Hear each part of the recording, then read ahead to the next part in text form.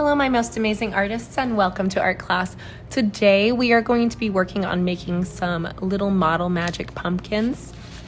If you are not in art class because you are in your own classroom, my name is Mrs. Volkmer and I am an elementary art teacher. Today we are going to use this model magic. Yours might come in a small 1-ounce bag like this one. It's enough for 2 pumpkins, or you might get a larger bag that looks like this. This is 8 ounces, so it's enough for 16 students to make a small pumpkin just like this one. You'll need that 1-ounce bit of model magic to start with. You can see it's white. You also need a washable marker. I used a orange washable marker for this pumpkin. I'm going to use a purple washable marker for the next pumpkin because it is my oldest son's favorite color right now. You can also grab a crayon, and the crayons can be broken without paper. That's actually perfect. Or they can still have paper on them and you can peel the paper off. If they're taller, you can break them. Okay, because we are going to actually be breaking the crayons into smaller pieces today.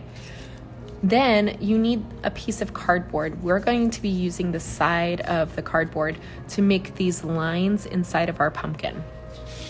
Let's get started. Get a sheet of paper. It can be a small sheet to write your name on it, and this is where your pumpkin can sit to dry because it's not going to dry right away.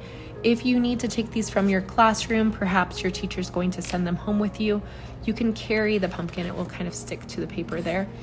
And then you can peel it off after it completely dries.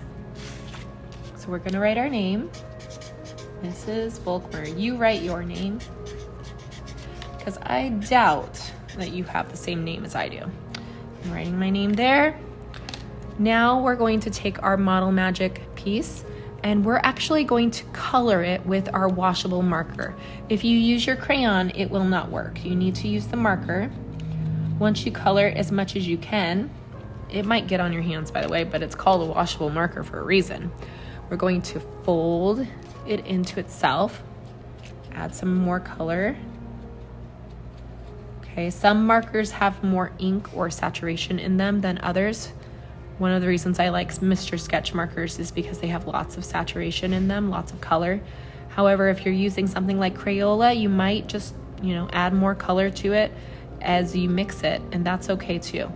Whatever you have on hand will work, as long as it's not a permanent marker. Permanent markers will not work.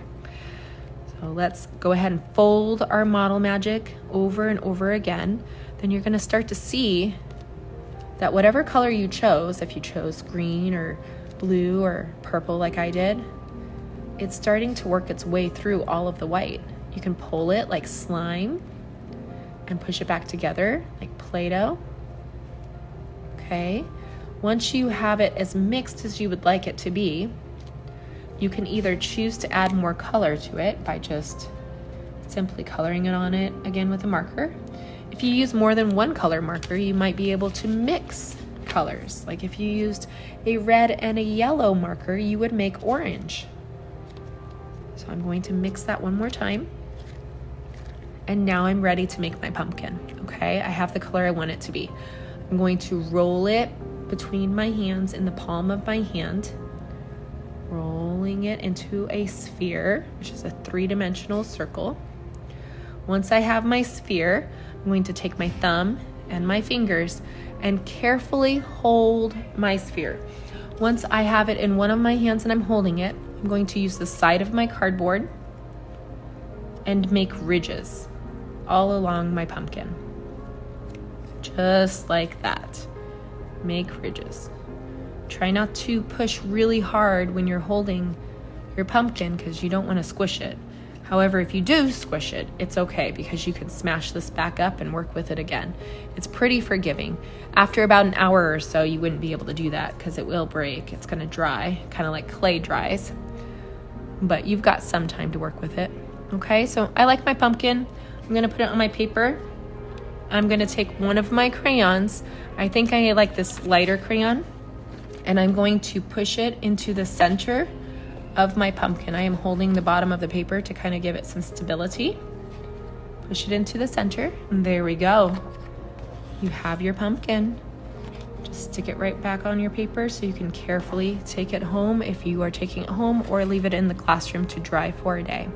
I hope you enjoyed creating these really adorable Model Magic pumpkins with me, and you learned something new. If you would like to buy your own Model Magic, you can always find it at places like Walmart or Target, and even on Amazon. See you next time.